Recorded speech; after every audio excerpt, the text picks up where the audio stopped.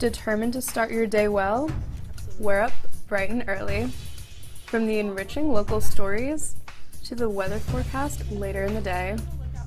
Rain or shine, at Good Morning Longhorns, we got you covered.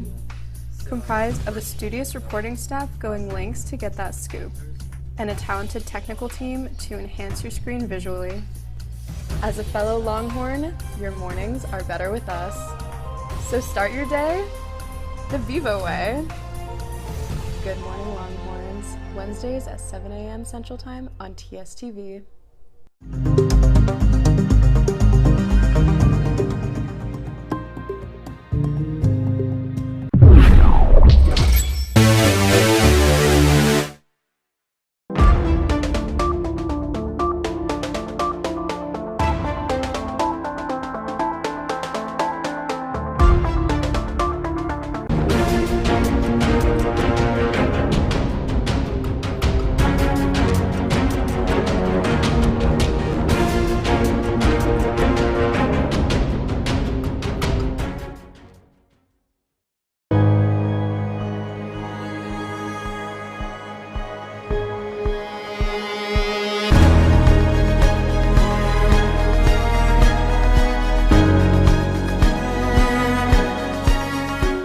Thirteen of the 48 club sports offered by the university now require students to submit proof of sex assigned at birth. I know deep down they would probably want to stay with the university. No way in hell anybody's going to tell my daughters what to do with their bodies. This state is one of the worst in child education. We can't take it anymore seeing those scenes. Going to Hillel on Friday night, all my family members kept texting me not to go. There's a huge housing crisis in Austin. Do you have a plan in place to address this issue?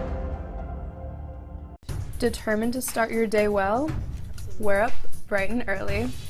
From the enriching local stories to the weather forecast later in the day. Rain or shine, at Good Morning Longhorns, we got you covered. Comprised of a studious reporting staff going lengths to get that scoop, and a talented technical team to enhance your screen visually. As a fellow Longhorn, your mornings are better with us. So start your day the Vivo way. Good Morning Longhorns, Wednesdays at 7 a.m. Central Time on TSTV.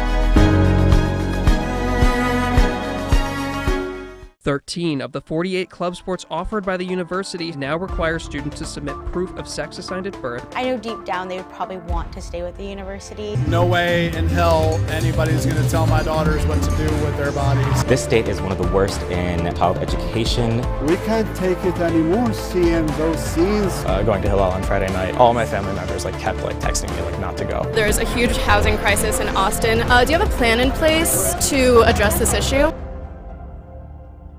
Determined to start your day well? We're up bright and early. From the enriching local stories to the weather forecast later in the day. Rain or shine, at Good Morning Longhorns, we got you covered. Comprised of a studious reporting staff going lengths to get that scoop, and a talented technical team to enhance your screen visually. As a fellow Longhorn, your mornings are better with us. So start your day the Vivo way. Good Morning Longhorns, Wednesdays at 7 a.m. Central Time on TSTV.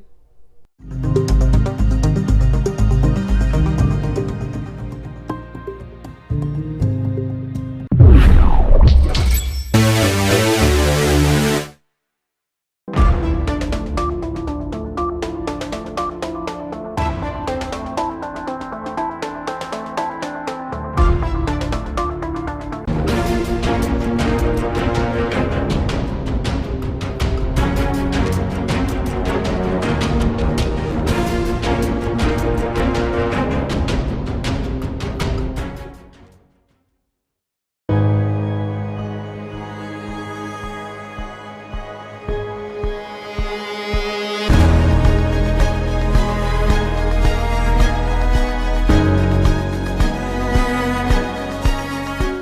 13 of the 48 club sports offered by the university now require students to submit proof of sex assigned at birth. I know deep down they would probably want to stay with the university. No way in hell anybody's going to tell my daughters what to do with their bodies. This state is one of the worst in child education. We can't take it anymore seeing those scenes. Going to Hillel on Friday night, all my family members kept texting me not to go. There's a huge housing crisis in Austin. Do you have a plan in place to address this issue? Determined to start your day well? We're up bright and early. From the enriching local stories to the weather forecast later in the day. Rain or shine, at Good Morning Longhorns, we got you covered. Comprised of a studious reporting staff going lengths to get that scoop, and a talented technical team to enhance your screen visually. As a fellow Longhorn, your mornings are better with us. So start your day the Vivo way. Good Morning Longhorns, Wednesdays at 7 a.m. Central Time on TSTV.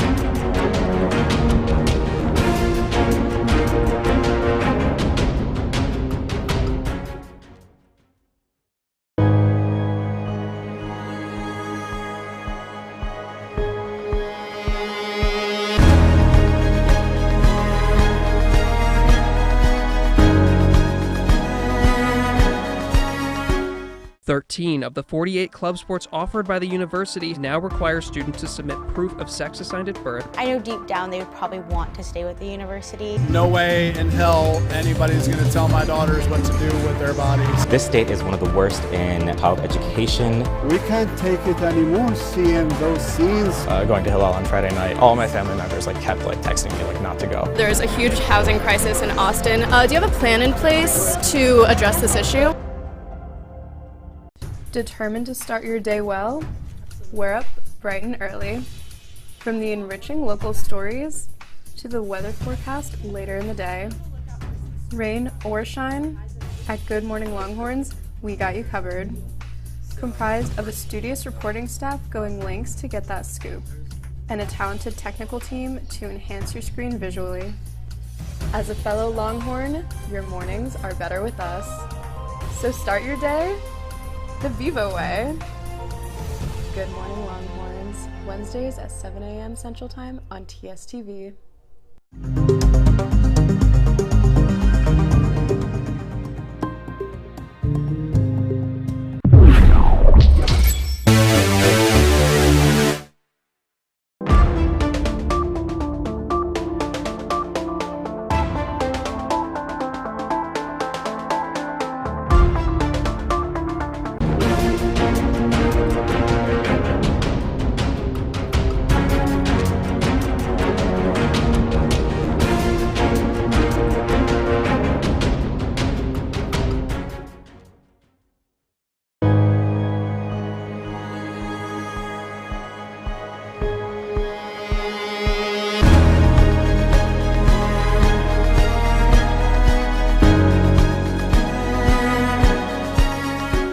13 of the 48 club sports offered by the university now require students to submit proof of sex assigned at birth. I know deep down they would probably want to stay with the university. No way in hell anybody's going to tell my daughters what to do with their bodies. This state is one of the worst in child education. We can't take it anymore seeing those scenes. Going to Hillel on Friday night, all my family members kept texting me not to go. There's a huge housing crisis in Austin. Do you have a plan in place to address this issue? Determined to start your day well? We're up bright and early. From the enriching local stories to the weather forecast later in the day. Rain or shine?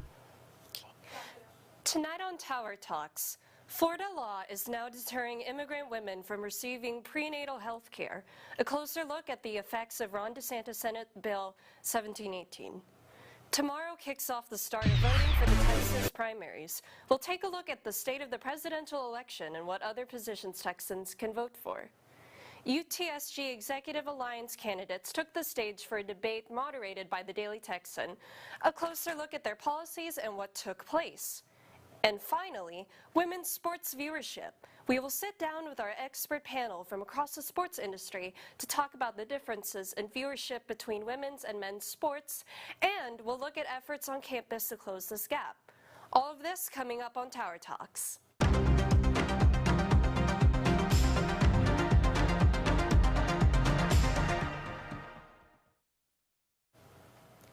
Good evening, and welcome to Tower Talks, the show where we take a closer look at the stories affecting Texans, Austinites, and students right here at UT Austin. I'm Sasha Haynes, and tonight we have an incredible panel lined up for you with members from across the sports industry to discuss women's sports viewership. But before we get into that, some political news from across the nation and right here in Texas. On May 10th of last year, Governor of Florida, Ron DeSantis, signed a Senate Bill 1718, and it was put into action on July 1st, 2023. This law requires hospitals and other medical centers that accept Medicaid to inquire about their patients' immigration status. Now, months later, immigrant women in Florida are not seeking prenatal health because of the fear of being deported, according to the news publication Politico. Thalisha Thomas, executive director of the nonprofit Healthy Start Coalition in Orange County, said she's seen fewer pregnant migrant women seeking treatment, even in emergency situations, and at least a 10% overall decrease in the number of pregnancies the clinic directly oversees. However, Politico reports that State Representative Johanna Lopez and Orlando Democrat filed legislation this year that would protect nonprofit clinics that provide free health care services from the effects of SB 1718. Lopez's proposal would make it clear that nonprofits aren't required to ask their patients their immigration status. 2024 marks the beginning of another important election year, the first day of early voting for the 2024 Texas primaries, and it will start tomorrow, February 20th, according to the Texas Tribune. Early voting ends on March 1st, and Election Day will take place on March 5th. The front runners for the presidential race are President Joe Biden for the Democratic Party and former President Donald Trump for the Republican Party. Many of the key Republican candidates have dropped out, leaving Nikki Haley as the most prominent candidate against Donald Trump. On the Democratic side, Biden remains far ahead in the polls and other state primaries. However, on Saturday, Democratic Representative Rashida Tlaib called for fellow Democrats in her home state of Michigan to vote uncommitted instead of Biden as a protest to the president's handling of the Israel-Palestine conflict, an action that some communities across the nation have also been encouraging. While there is a presidential election this year, Texans also can cast their ballots for Texas officials running for various federal, state, and local positions. Some of these positions include several Texas House and Senate positions, one U.S. Senator position currently held by Ted Cruz, 3 members of the Texas Supreme Court, and many more. Several local county offices and lower-level judges will also be on the ballot, such as district attorneys, sheriffs, and justices of the peace. If no candidate in a race gets at least 50% of the vote, their race will advance to a runoff on May 28th. Today at 6 p.m., this year's Executive Alliance candidates for UT student government participated in a debate moderated by the Daily Texan in the William C. Powers Student Activity Center. 3 out of the 4 of the Executive Alliance candidates, Ramya Nambala and Jonathan Wilson, Austin Barthel and Andrew McKiernan, and Grace Kelly and Elle Grimmel were in the debate. Executive Alliance candidates Jonathan Griffith and Lemuel Sarfo were not in attendance. Editor-in-Chief Lucero Ponce asked the candidates several questions in various topics ranging from SB 17, mental health, transparency, and more. Nambala Nambala and Wilson said they aim to quote, solve real problems for real students, end quote. Promoting policy platforms like restructuring resources as a result of SB 17 and addressing food insecurity on campus. Barthel and McKiernan emphasized their policy platforms of reorganizing student government's budget to lower the amount of money allocated towards UTSG members and implementing a task force to advise UTSG about issues pertaining to the Israel-Palestine conflict. Kelly and Grimmel led with their platform of promoting unity on campus and improving mental health resources for students. All three alliances said that they would improve transparency within UTSG, build more connections between UTSG and the student body, and use town halls or social media to have more open conversations with students. Notably, Ponce pointed out in one of her questions that none of the three executive alliance have experience running for UT student legislator. And Wilson is the only member who has any UT student government experience at all. Voting for all the campus-wide election positions, including the Executive Alliance race, will take place from 8 a.m. on February 26th to 5 p.m. on February 27th. Tune in to our show next week for more coverage on the UTSG race and elections. And now onto our main topic for the night. Women's sports viewership and how women's sports tend to get less attention than men's. In a moment, we will sit down with our panelists to talk about women's sports, but first, TSTV news reporter Kevin Myers and Samantha Pearl spoke to a student and a professor involved with a project on campus to increase women's basketball attendance. Let's take a look. When it comes to Texas basketball, the women's team doesn't always receive the same amount of attention as the men's team from the student body, but one group of Moody students is looking to change that. At the University of Texas, women's basketball has long seen lower turnout at home games than the men's team for similar games. During this season, total attendance at the men's games has been nearly 67% higher than that of the women's games. The Longhorn Hellraisers called out the disparity in a statement in late January. The Hellraisers said they were greatly disappointed by the turnout at the women's basketball game against the Oklahoma Sooners. The Hellraisers said they will be partnering with The Herd, a new organization to boost attendance for women's sports.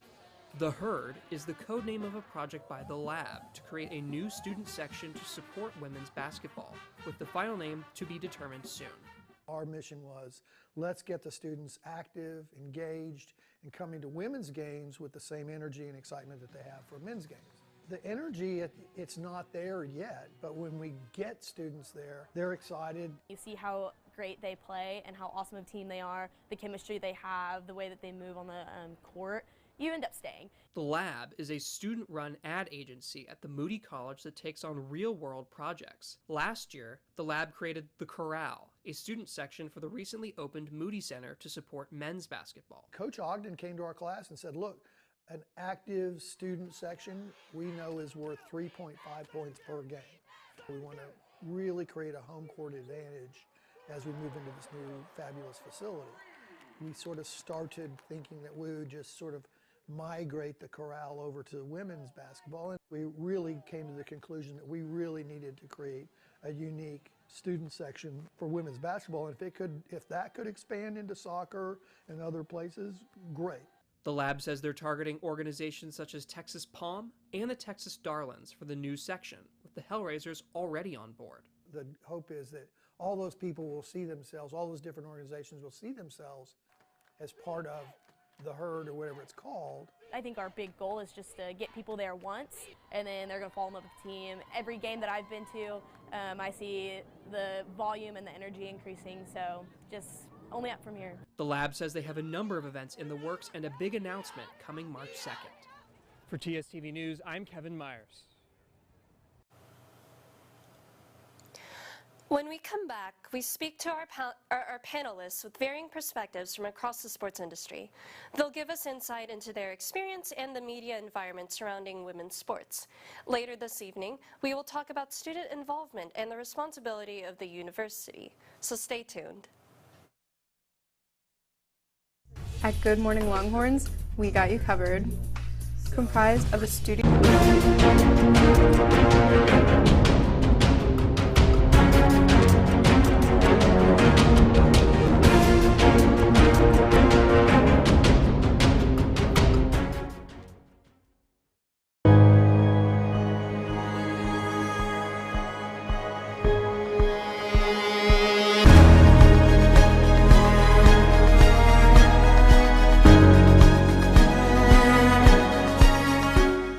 13 of the 48 club sports offered by the university now require students to submit proof of sex assigned at birth. I know deep down they would probably want to stay with the university. No way in hell anybody's going to tell my daughters what to do with their bodies. This state is one of the worst in child education. We can't take it anymore seeing those scenes. Going to Hillel on Friday night, all my family members kept texting me not to go. There's a huge housing crisis in Austin. Do you have a plan in place to address this issue? Determined to start your day well? We're up bright and early. From the enriching local stories to the weather forecast later in the day. Rain or shine, at Good Morning Longhorns, we got you covered. Comprised of a studious reporting staff going lengths to get that scoop, and a talented technical team to enhance your screen visually. As a fellow Longhorn, your mornings are better with us. So start your day the Vivo way. Good Morning Longhorns, Wednesdays at 7 a.m. Central Time on TSTV.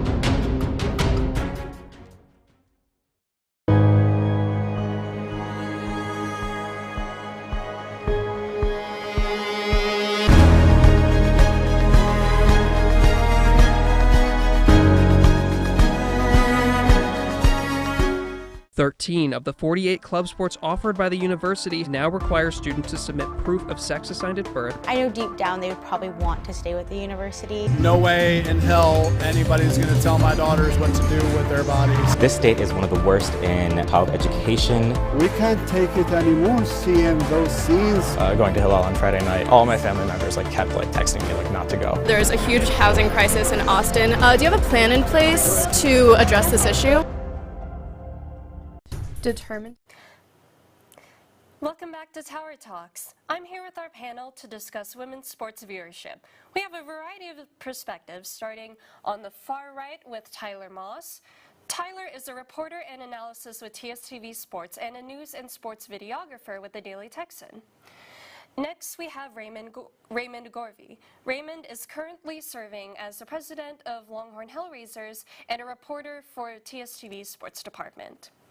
We also have Emmanuel Ramirez, who is a Texas women's basketball beat reporter for the Daily Texan. Next, we have Isa Almeida.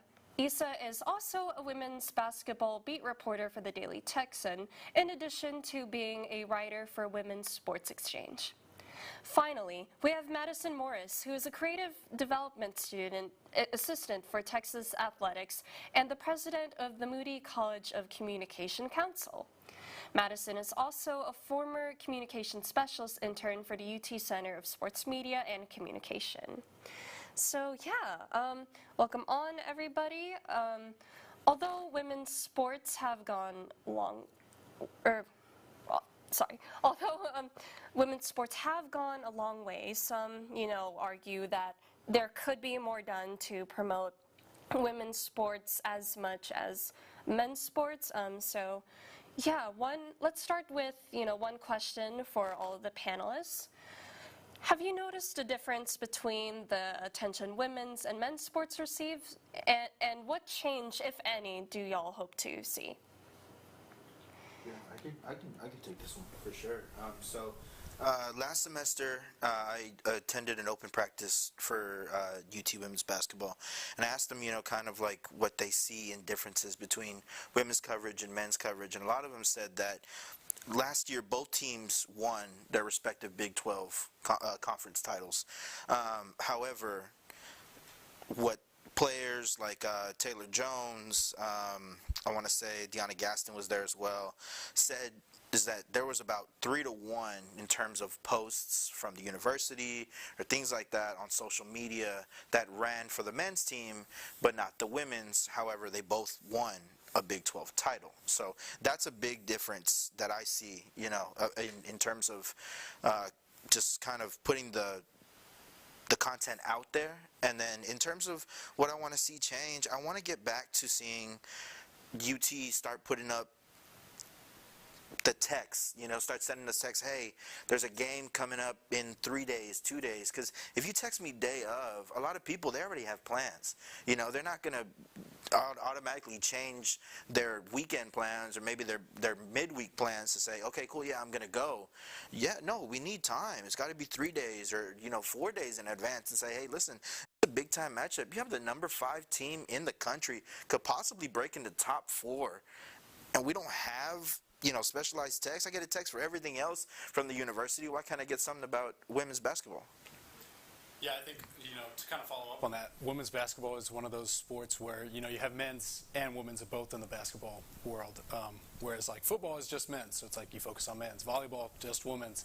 And right now, basketball, unfortunately, the women's team is way overshadowed by the men's team, and like you said, you get way more alerts and push notifications and media stuff covering the men's team as opposed to the women's team, because a lot of the times people just think basketball and think, of the men's team first. So yeah, like Manny said, those notifications and stuff like that, the university is not shy in sending stuff that way, but they definitely seem to be that way towards the women's sports, and I think that's something that they definitely could change.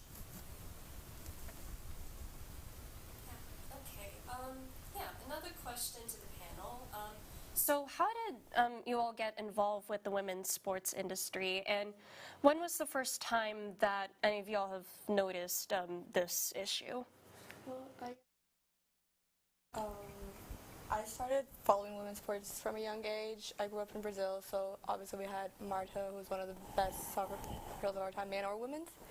And it just sometimes struck that how we had so many times the best player in the world, but that was overshadowed by a men's team that hasn't won anything in years.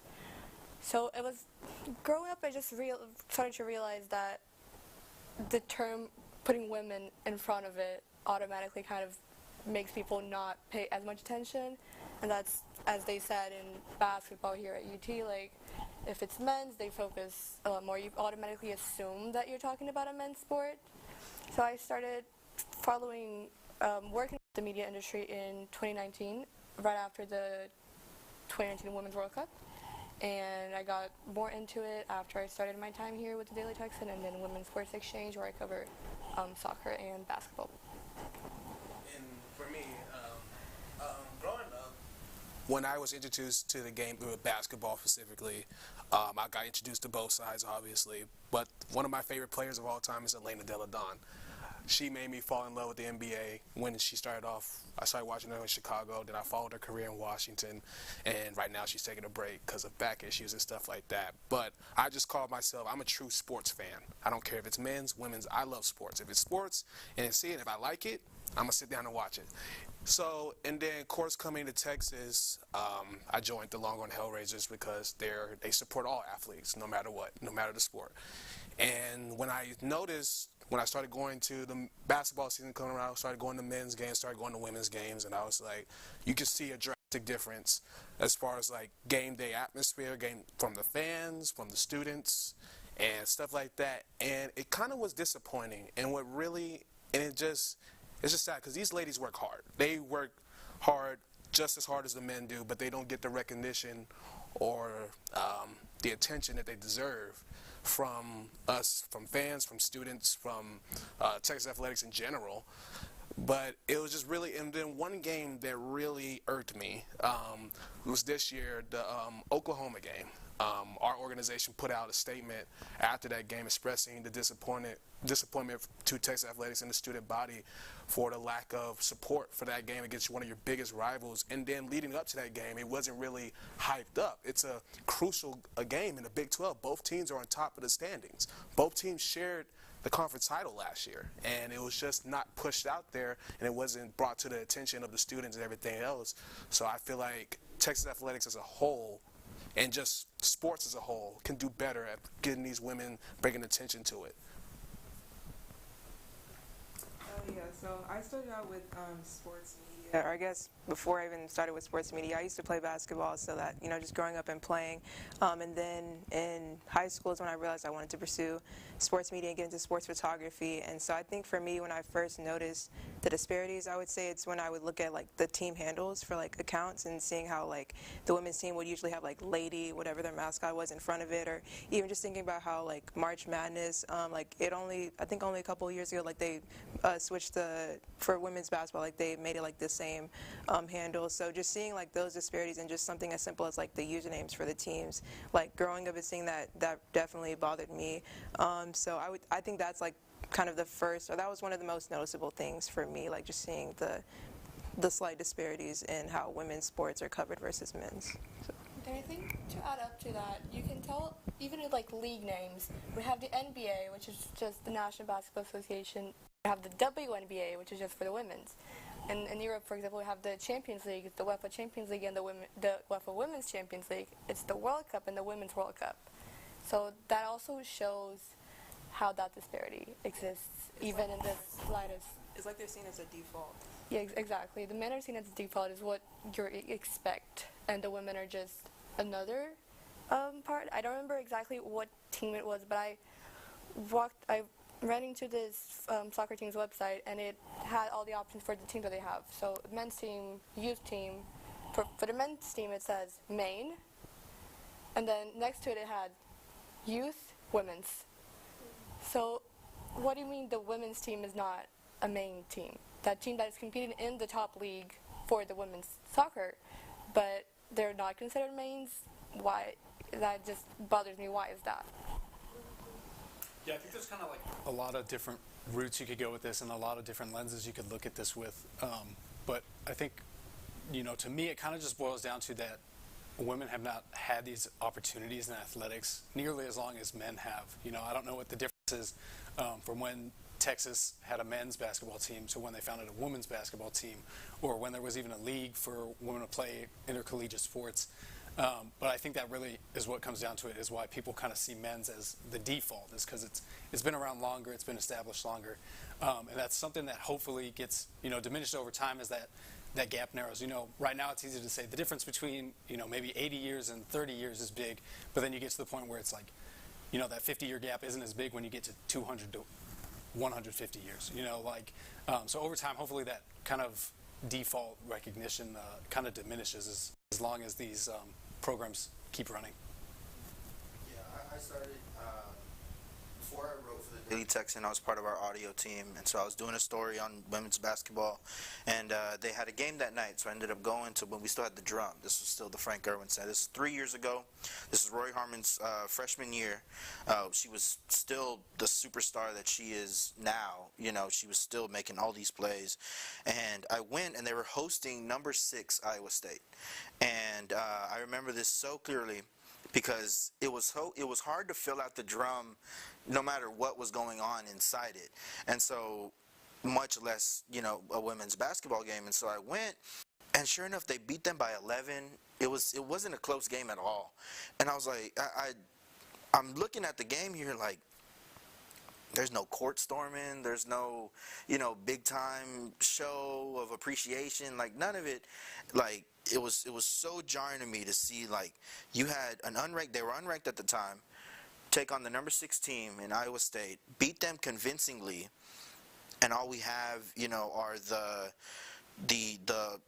more experienced alumni who have been here for years and years and years, who hold season tickets and all that kind of stuff, showing up to these games. And I genuinely was like, where are the students? Like, that was like the biggest question to me. And so now when we moved to the Moody Center, I was like, okay, go, great, more intimate, not as much, you know, room from the court to the fans, things like that. So this is going to be fantastic. And yeah, when we had that Oklahoma game, I was extremely disappointed. I mean, every single game so far, I've been taking pictures and saying, hey, look, this is 5 minutes from tip-off. This is 10 minutes from tip-off. This is right at tip-off. This is at halftime. And to, like, look how the change, or, like, look at how I feel like we're, like, throwing this away, in sense of, like, you're not appreciating what they're doing, because this isn't normal. Like, to have a top 5 team on campus playing at such an elite level without their number 1 star is not normal, but yet I feel like it's taken for granted. Yeah, let's start with our first kind of main topic, which is the media coverage of women's sports. So ever since Title IX was passed in 1972, women were able to participate in athletic programs. And since then, women's sports have grown and more women are represented in sports. So Tyler, my first question is for you. So as someone who, or as like freshman at UT, I guess what is your impression of how women's sports at UT are covered, and how are you working yourself, or how are you working to cover that through TSTV and with the Daily Texan? Yeah, so for me, I feel like when I first got here to the University of Texas, I mean, it was clear right away the disparity between the two. And since you actually brought it up, 1972 was really not that long ago, like I mentioned. Sorry, Dad, I'm going to out you if you're watching, but my dad was alive by then. Like, that doesn't seem, he's not that old, I don't think. But it's really not that long ago, and it kind of puts that perspective on where time has gone since then. And I didn't, here's another fun fact. I didn't grow up as a fan of Texas, so I didn't follow really any of their athletic programs. But it was like, as soon as I got here as a freshman, it was like, bam, they pushed kind of the men's sports. And so it was like, well, of course I'm going to go to the football games because everybody knows about Texas football, and, Texas basketball, which they say Texas basketball, but they refer to the men's team primarily is when they do that. They have some good players over the years, and they had a stellar team last year, making a deep run in the tournament. But it wasn't like, they didn't really push some of the women's sports that much. And then it was kind of like, I was, very interested in going out there and getting some of that stuff. So like they have a very good soccer program here at UT, so going out to the women's soccer games and doing that.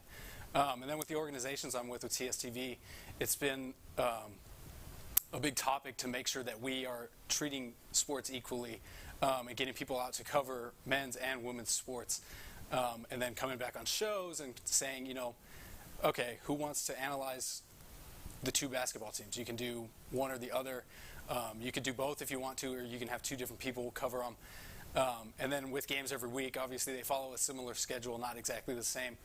But it's like we try to get people out there to cover, and that's something that, I've seen changed a ton within TSTV as a whole. Is we've been getting people out to so many different sporting events, whether it's men's or women's playing, and we get so many different people involved in getting out there and spreading, how good these programs are at the school, and that really hasn't changed at all. I think that we've been doing a good job since I first got here, and that we're just kind of continuing to compound on covering every sport here that the university has to offer. So last month, the Longhorns, Hellraisers, they released a statement about, the lack of attendance at women's basketball games. And Raymond, my question to you is, as the current president of the Longhorn Hellraisers, can you talk to us about what exactly what the Hellraisers organization is, and what was the statement about? So basically, when it comes to the Hellraisers, our standard, our core value is that we support Texas athletes. We don't say we support the men's athletes. We don't say we support the women's athletes. We support Texas athletes. So we're there. We try to go to every sporting event that we can possibly go to. This year we did tennis for the first time in a while. We're just trying to expand because these athletes need our support. Like, Texas is a sporting brand that we compete at a high level at every single sport that we do. So we want to win in every single sport that we do. How do we do that? The student body, we have to show up and support our athletes, because our athletes always tell us all the time that the students, when they're pumped, we feel that and we go out there and perform better. So we were really disappointed when we showed up to the Oklahoma game. It was just when the tip-off happened, and then as the game went on, and then unfortunately we lost that game, it just felt that if we showed up as a student body, as if this game was pushed better by Texas Athletics, we could have made that difference. It was like, I believe it was like a 5-point loss or something like that. We could have made that difference. Because that 5-point loss, if we were there and showed up, that 5-point loss could have turned into 15-point win, because I believe our ladies are that good.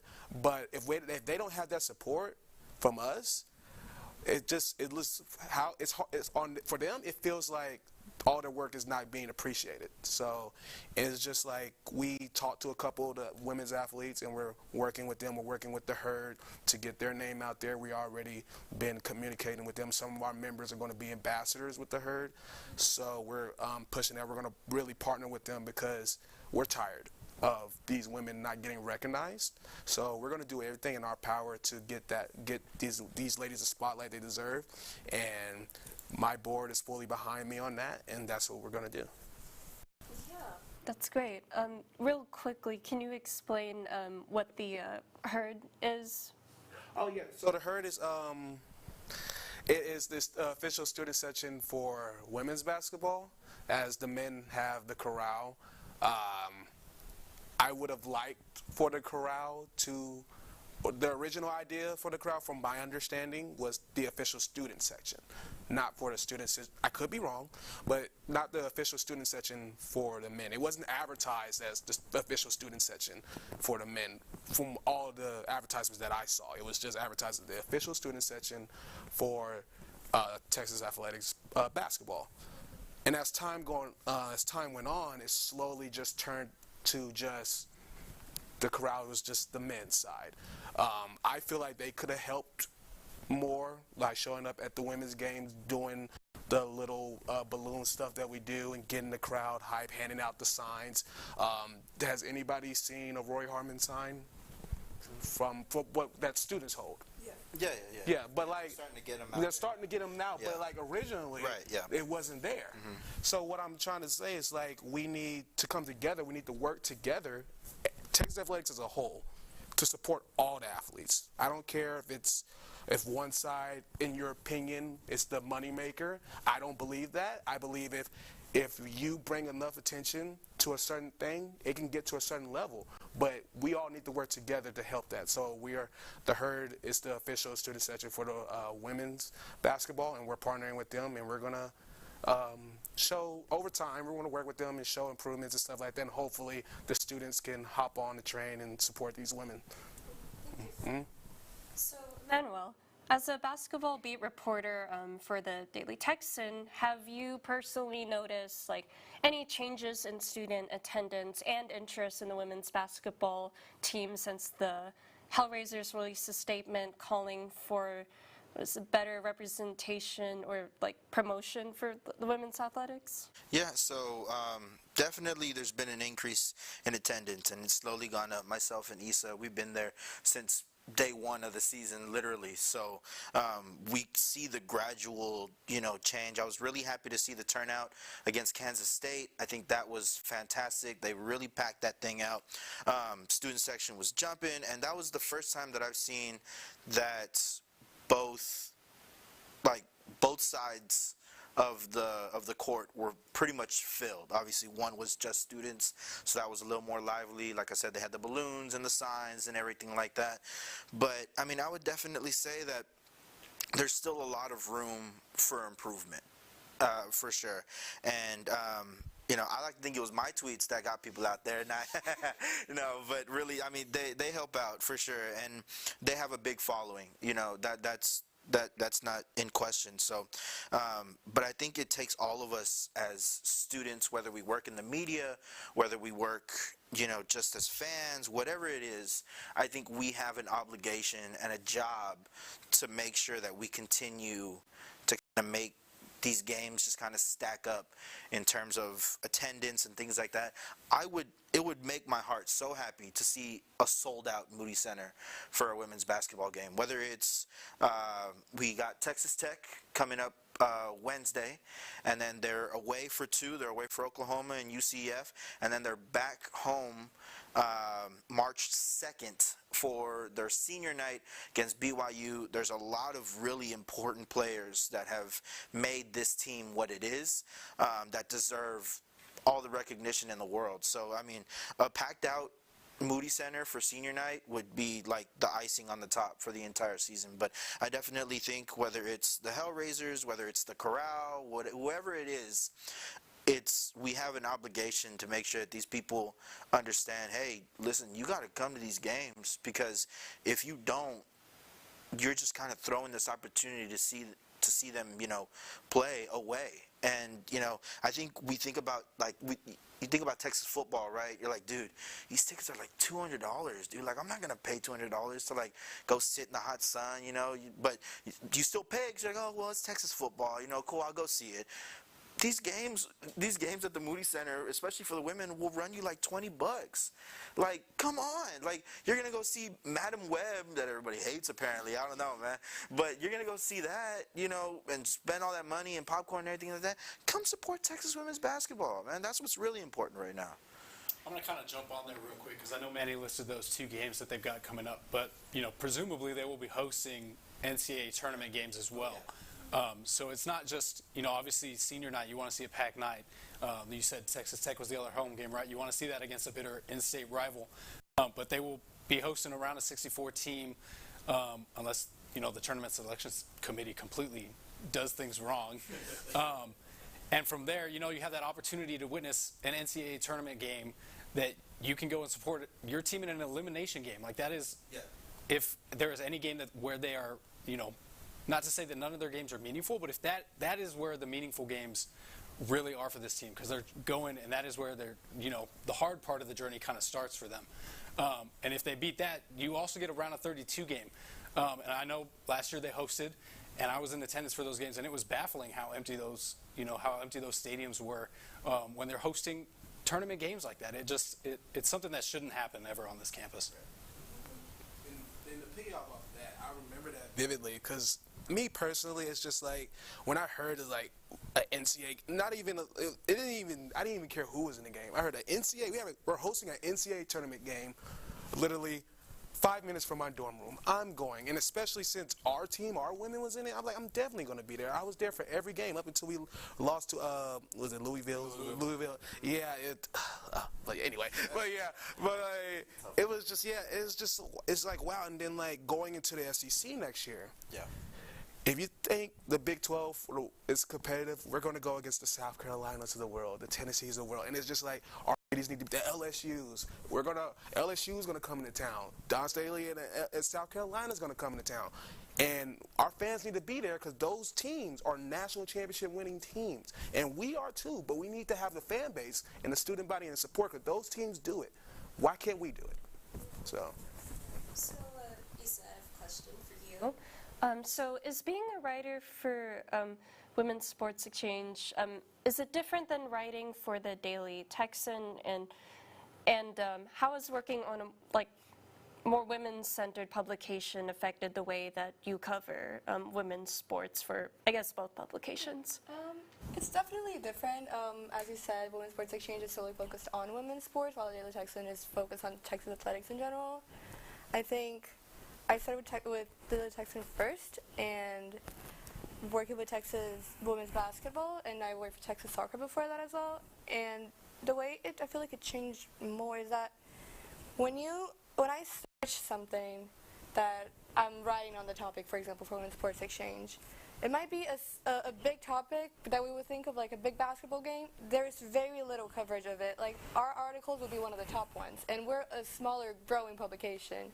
You would expect to have like an ESPN on top, The Athletic, Sports Illustrated, and while they are now finally increasing their coverage on women's sports in general, it's still a lot of very smaller publications that are just started by fans. For example, Women's Sports Exchange was started by my friend Michaela, who's a women's sports fan who just decided that it was time for more, for us to do better, and I'm very proud to have joined her in this project and to help with this coverage and get to cover things outside of Texas, so like international events as well. And then as for the Daily Texan, as Manny said, we were both in the women's basketball beat. I think it's really important for us to emphasize the people that are involved with the game, the players as people. I think we've both been trying to like make good features. We've wrote on like Madison Booker, Rory Harmon.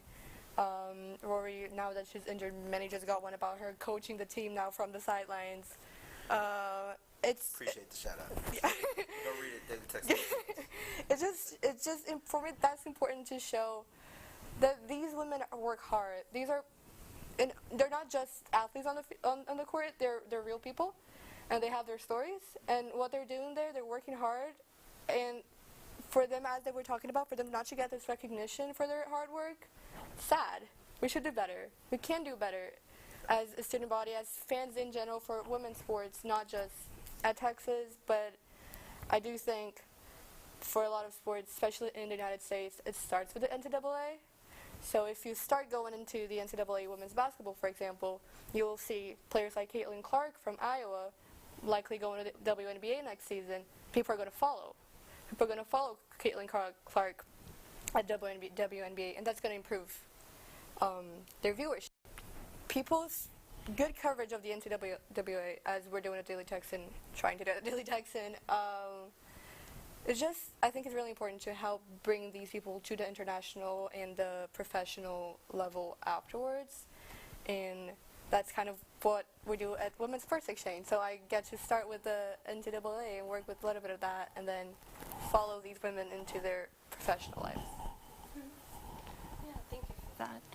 So, Madison, as the creative development student assistant for Texas Athletics and the president of the Moody Communication Council, have you been able to do work for the women's athletics programs, and what is the extent of any of that? Yeah, so as a creative development student assistant, I primarily do photography, so just really like all creative needs for our various programs. So I get to cover sporting events, but also like internal events as well for athletics, and even just recruit photo shoots, like other things, like not just like game action, which I really love. I love getting like that full experience. So I get to cover a lot of games. I have been working mostly with women's basketball this season, but again, I do cover, I got to cover football, men's basketball, baseball, softball. I cover everything, and that's what I really love about it. And so, I'm trying to think what else, as far as the extent. Yeah, I mean, I love taking photos at the games. I love storytelling and just really showing the atmosphere. I will say, just going back to how I know we were talking about the disparity and men's and women's basketball. I've been to a few men's games, and just seeing how packed the crowds get.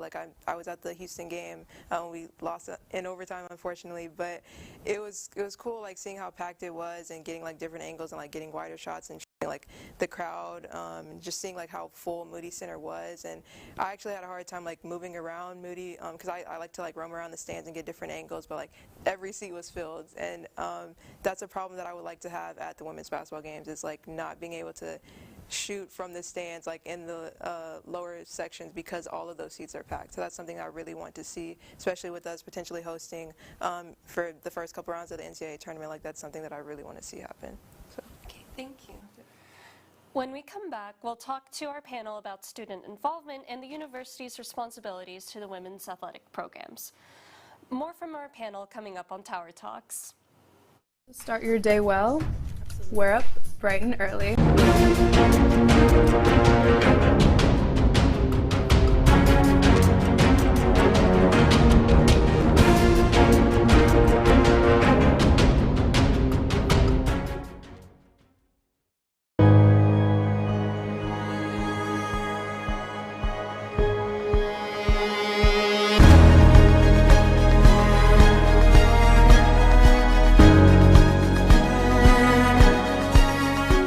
Thirteen of the 48 club sports offered by the university now require students to submit proof of sex assigned at birth. I know deep down they would probably want to stay with the university. No way in hell anybody's going to tell my daughters what to do with their bodies. This state is one of the worst in child education. We can't take it anymore seeing those scenes. Going to Hillel on Friday night, all my family members kept texting me not to go. There's a huge housing crisis in Austin. Do you have a plan in place to address this issue? Determined to start your day well? We're up bright and early. From the enriching local stories to the weather forecast later in the day. Rain or shine, at Good Morning Longhorns, we got you covered. Comprised of a studious reporting staff going lengths to get that scoop, and a talented technical team to enhance your screen visually. As a fellow Longhorn, your mornings are better with us. So start your day the Vivo way. Good morning, Longhorns. Wednesdays at 7 a.m. Central Time on TSTV.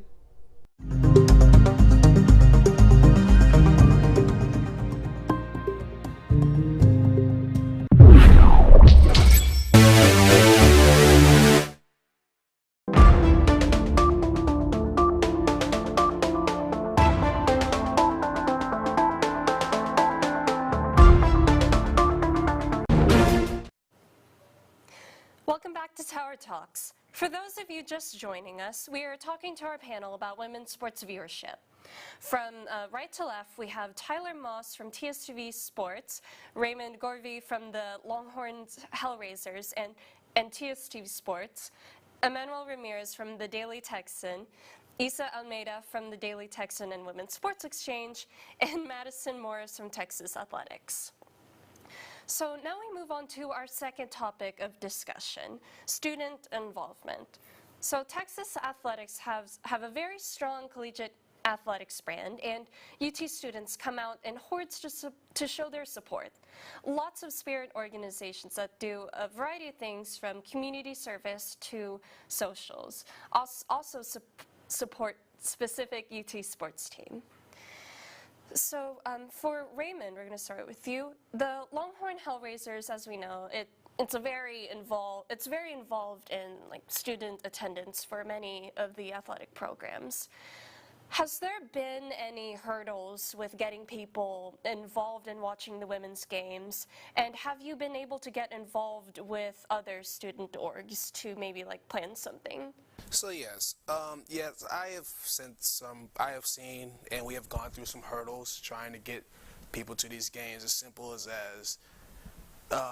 just getting people to give it a chance. That's the first thing. A lot of people don't even give it a chance. They're just like, well, I'm just not going to go anyway, just because.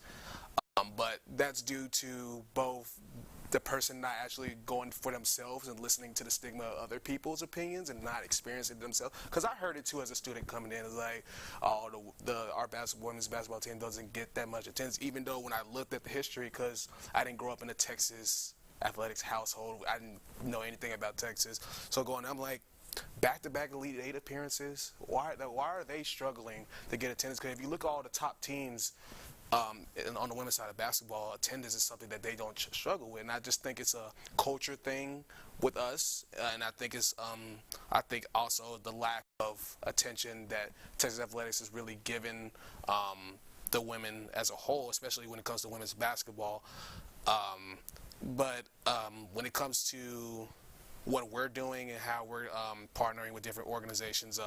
Obviously, we're not the official spirit organization for Texas women's basketball. That's the Texas Darlings, but we communicate with them, and we're trying the process of going for how can we boost the game day experience. We shot some ideas like even setting up a little area, because we paint up. Just make the game day experience fun and have more people see that and bring their kids, bring their families to these games, because it's not just students, it's just everybody. It's attendance as a whole, the whole fan base as a whole. Just so that's some of the things that we have been working with. Obviously, we're working with the Herd, and when they get the ball rolling on their end, we're going to be there ready to support them, whatever ideas they have. We also have someone on our side that's a member of our organization that's also involved in helping run that, so that's why we're so close. We have close ties to them, so we're in constant communications, and we're bouncing ideas off each other.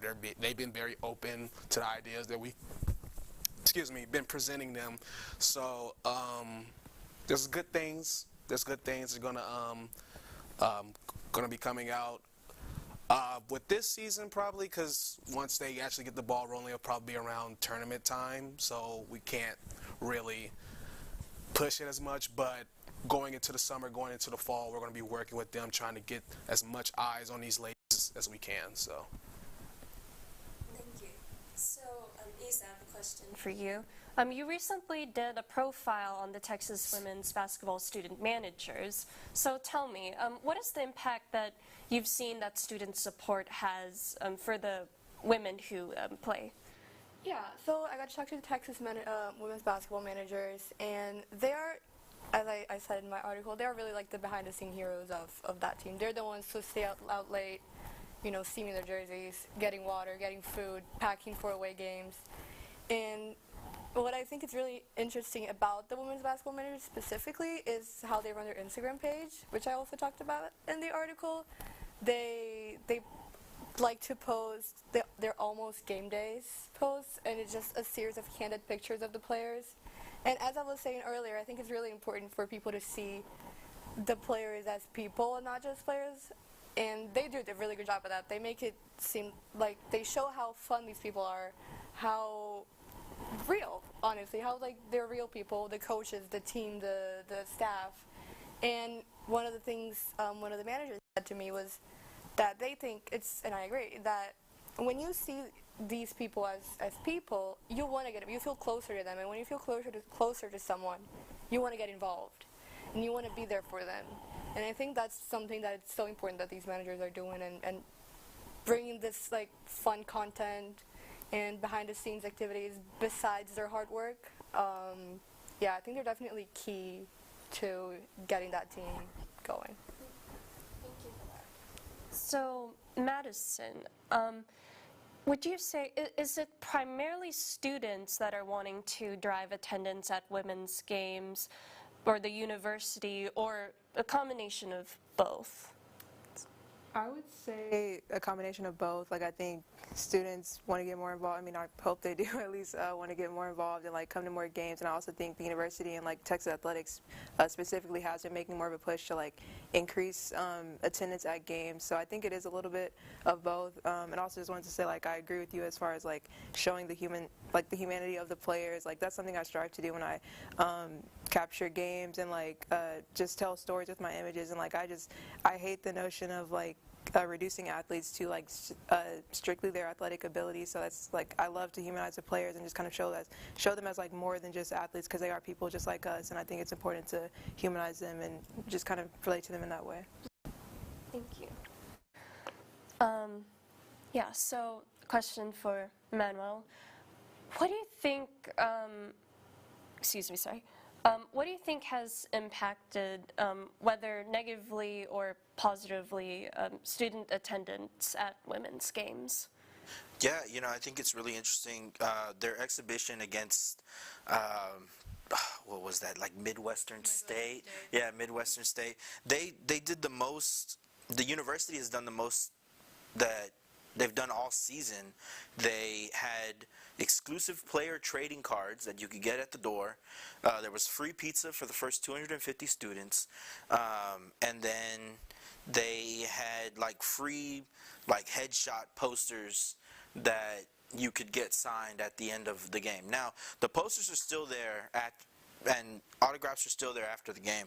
But, I mean, the only other thing that I've seen was this past game, versus K-State, there was like free canes for the first 250 students.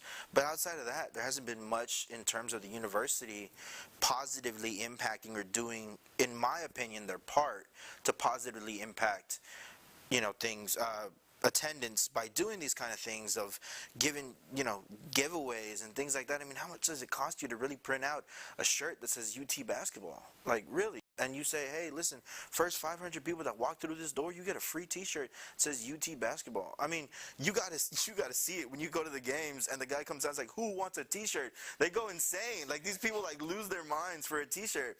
And so like, why can't we do that to say like, okay, look here, like first 500 burnt orange. I'm sure we have so many burnt orange T-shirts like sitting somewhere on these 40 acres, and you can just like put UT basketball on it and start giving them out.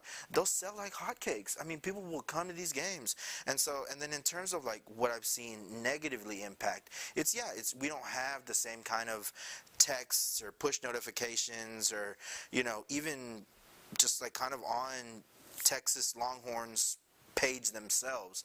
Like, it's not a bunch of reposts or anything like that from these games telling you, hey, this is coming up, this is a big one, you should be here. I mean, I don't know what they thought in terms of, I know they probably saw the attendance for the UConn game and thought, oh, it'll be like this the whole season. We don't really have to have a plan for it.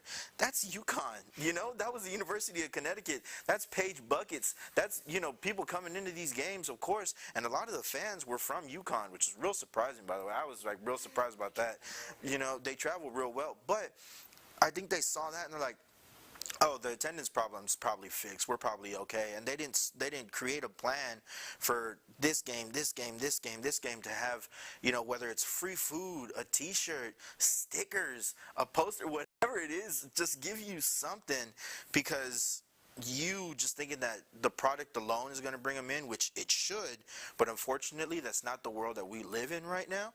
And so I think the university has an obligation to start really, whether it's like funding, whatever it is, but you got to start pushing out these things, because yeah, once tourney time comes, if Texas ends up having a turnout like they did against Oklahoma, I think that reflects poorly on the university, and it reflects poorly on the student body. Tyler, what role do you think that spirit orgs can play in getting people to attend games? I think it's important because, you know, they're like the foundation kind of the student fan base. You know, before I met Raymond, I knew who he was because I'd seen him at games before, you know, advocating for stuff like that and being so active in the student sections of games. And it's just like they're kind of the entryway to being a fan. And you show up and you see these people who are always reliably at games, always, you know, they have these traditions that they do when you show up. And there's something that you can always count on them being there. And it makes you feel much more a part of, you know, something bigger, rather than, oh, you know, I'm just me as a fan showing up.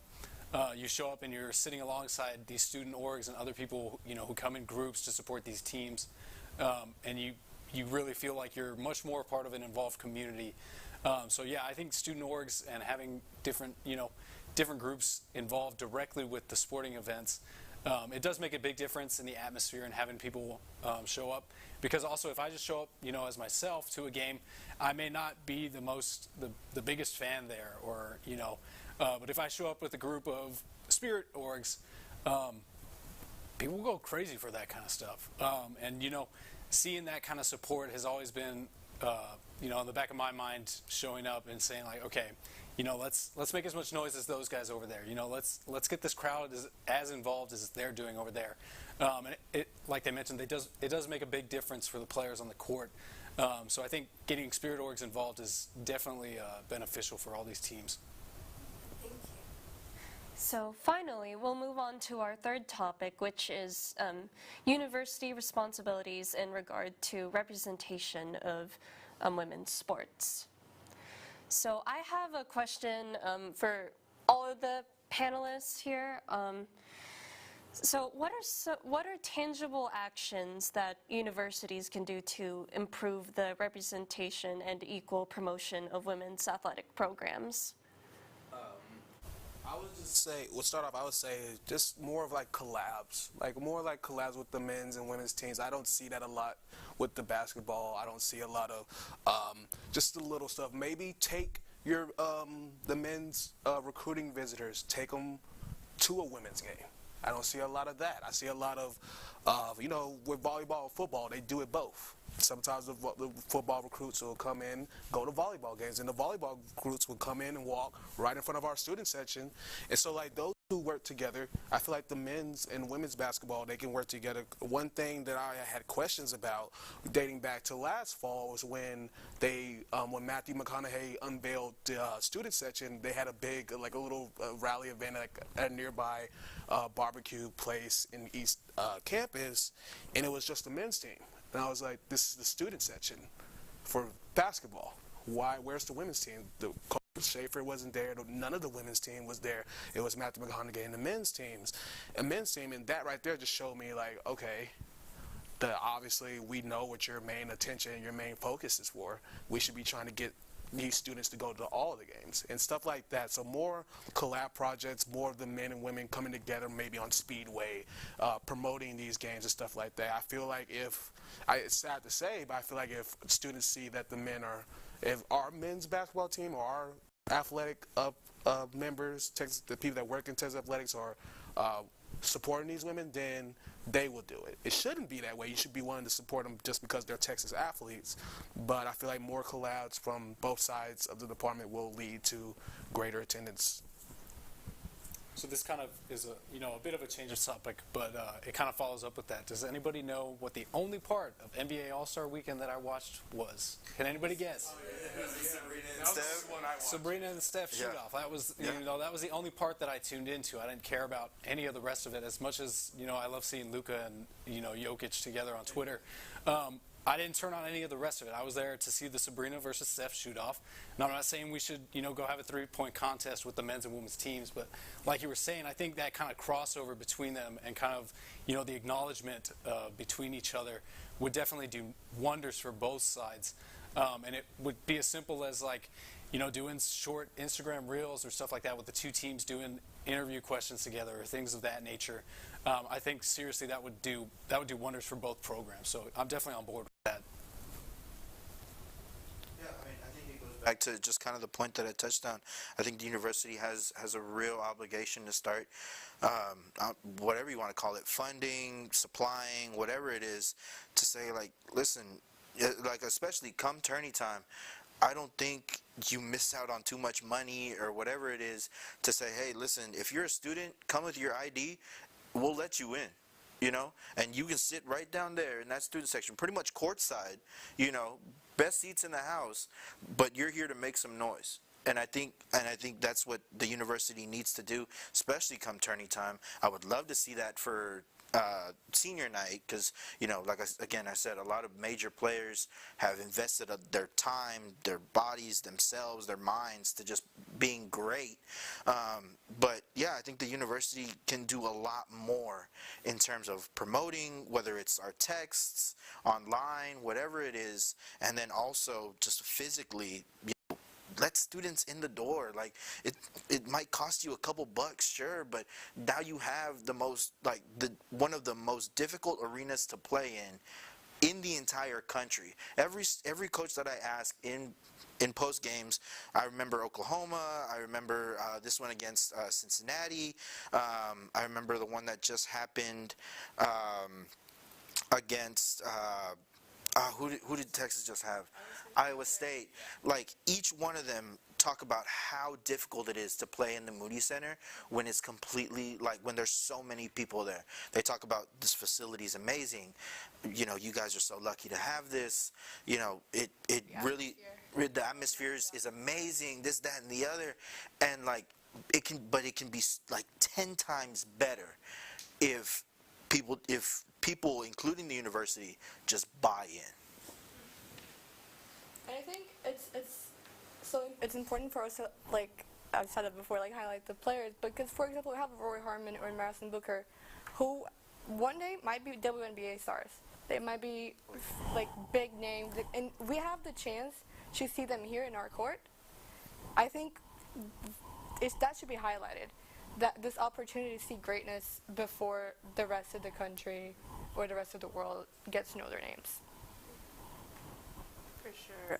I also agree with SMS text alerts, things like that. I know for volleyball, I'm thinking about the postseason when I know they would send emails to alumni saying purchase tickets for students so you could so the students could come for free. And I think they did do that last year for the NCAA tournament, because I got to go in for free. So if they could kind of bring that back and maybe encourage more alumni to buy tickets for students, to encourage them to come, because you get to see top quality basketball for free at the Moody Center, and I think that would be a good initiative and a good thing to do to also bring more viewership. And also, just to add on that, Blair Schaefer, the assistant coach for women's basketball, once said, if you come once, you get hooked. So that's what we're trying to. We're trying to get people to come here once, because after they realize, they see this team play, they want to come back. And I can also bounce up with Coach Schaefer. one thing that I noticed with the Texas women's basketball team, they're the most accessible and easy to talk to group on campus. Like, I have had multiple conversations with Coach Avery. If you look on his Twitter, there's a picture of me and him on his Twitter, me and him and our the rest of the organization on his Twitter before a game and stuff like that. Even from the little walks from their practice facility to Moody, we come early and we see them, and the players, they always say hi to us. Rory, Taylor, all of them, they always say hi to us. So these ladies, they are accessible, and they're good people, and they deserve the support and stuff like that. And it's just another thing, it just feels different. On the feeling around them just feels different on campus versus when it comes to other sports. They're a top 6 team in the country, but when you walk on campus, it doesn't feel like it. Versus when football is a top 6 team in the country, or last year when the men's team was red hot, it just felt different. And I just felt like that's due to the amount of just media and just attention that was pushed out there. But with the women's side, they're a top 6 team in the country. They have a good chance, even though Roy is down for the season, to go deep in the tournament. But we don't. It's just the feeling on campus is like it's like they don't exist. Like no. Not even know what Yeah. Like. Yeah, exactly. So, and it's sad that we're dealing with that at that point versus when I get jealous when I saw Nebraska. I know it's a different sport, but when I saw Nebraska sell out their stadium, I was like, I want to do that. Like, I want to sell out and just like experience that, because I want the women, these athletes, to experience exactly what the men experience on a week-in and week-end basis. You know, they don't have to go out there and ask and advocate. It's just people they don't have to do it. We just go. So why can't we just do that for the women? Why do the women athletes have to go out there and advocate week in and week out there every game to get players, to get attention, to get people at these games, but across other sports they don't? So I feel like Texas athletics and the university as a whole can do better of just pushing it out there. And if I could just add one more note. Listen, we can ask the university to do whatever they want, you know, so whatever. But until folks understand that these are 2 separate games, a lot of people are now, you know, combining or comparing what they've done ever since women's basketball became mainstream. They start comparing these games, you know. They're like, oh, well, it's because the men's is flashier and the dunks and all this other stuff. This is a different game entirely, and until folks appreciate women's basketball for it being completely outside of what they know, we'll never get over this hump of continually asking people to show up to these games. Vic Schaefer plays an exciting brand of defense that is in your face for every minute of the game, and then not to mention themselves making athletic plays night in and night out. So again, until folks really decide, hey, listen, I'm going to forget everything that I know about basketball and stop comparing it, we're never going to get over this hump of saying, okay, you know what, I don't want to go watch women's because it's just not as flashy as the men's. No, because it's a different game. But these are still some of the top athletes in the world. Madison Booker has 3 gold medals as a freshman. Like, are you kidding me? Like this is different. These people, these athletes are different. But until we appreciate them for what they are, we're not going to get over this hump. So if nobody else has anything to add, I just want to say, like, thank you all so much for coming on to here. This is like really great stuff to hear. So as we come to a close here, I want to ask the panel, you know, like, just if they have any more like closing remarks to make about women's sports, media, and more. You know, it's open for anyone. Yeah. I want to say it's growing and exponentially. I mean, you talked about Nebraska filling out their football stadium for a volleyball game. Iowa, with Caitlin Clark, filled out their football stadium for a preseason basketball game. Not even a big-time Big Ten matchup, nothing like that. So it's growing, and it's going to continue to grow. And whether you like it or not, it's going to be right in your face, so you better get used to it. I mean, we have what was just created, the Volleyball Pro League, right? Where now they're playing volleyball at a pro level. That's going to continue to grow. Women's soccer already growing, but will continue to grow. So, again, it's on its way. And so whether folks like it or not, it's going to be here, and it's going to continue to get better. I just want to say that get out there, get to these games, man. This group, especially this group, and with the players coming in and with players returning next season, you're going to miss something special. This team has a chance to, a legit shot to win a national championship this year, next year, and Coach Schaefer is building something. He's starting to stack these classes up. And I just don't want you guys as Texas Athletics fans and supporters to miss this opportunity to see a national championship winning team, caliber team, play every week, night in, night out, right in our backyard in the Moody Center. You know, so not every university is blessed to have what we have. So let's not take it for granted and just gloss over it. So just to go on what you said, we have women's basketball has the top recruiting class in the country, number 1. Then we have number 7 and number 8, and I believe number 12. Might be wrong, but it's the top class in the country. That's 2 All-Americans. That's such exciting talent coming into our program that if you're a sports fan, you'll appreciate it. Yeah, thank you all so much for coming on. Tune in next week to hear about UT campus-wide elections. Be sure to follow us on social media at TSTV Tower Talks on X, formerly known as Twitter, and at Tower Talks TSTV on Instagram. From all of us here in the studio, thank you for joining us this evening, and good night.